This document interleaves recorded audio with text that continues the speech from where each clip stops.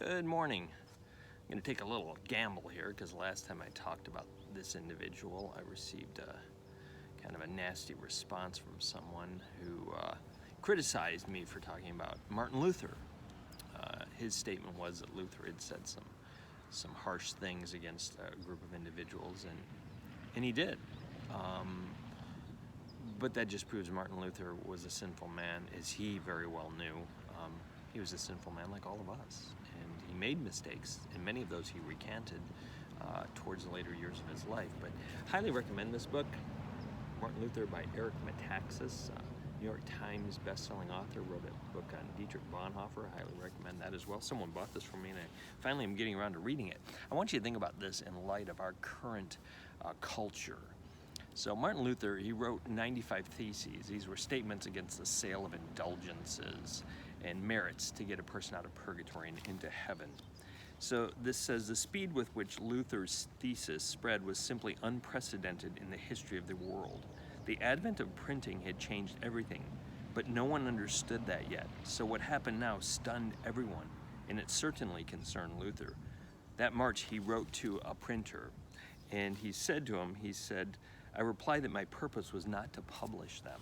So these printers just went rogue. They were intrigued by this. They read these 95 Theses, and they started printing them. And this was happening all over Germany and Europe, and it went to England as well. Now this is what Eric Metaxas says. He says, it was as though a hastily written email to a friend were inadvertently forwarded to a major news organization, or as though an ill-considered thought were captured on a hot mic and thenceforth broadcast to the world. Luther had no choice but to do his best with the events that had run far ahead of his control. In chasing them, he would end up in places he had never dreamed. I share that with you because I often encourage, if you watch one of these silly little videos and it is a benefit to you, like and share it. The more we like and share Christian videos, the more we have an impact, and we never know who will see this and how they may be impacted and how they may impact the lives of others. You have friends that I don't have, and I have friends that you don't have, and when we see Christian messages that are meaningful, once again, you don't have to like and share everything, but that are meaningful, please like and share them so that we can continue to advance the work of the kingdom. These are unprecedented times. More and more people are spending time online. Let's take advantage of that.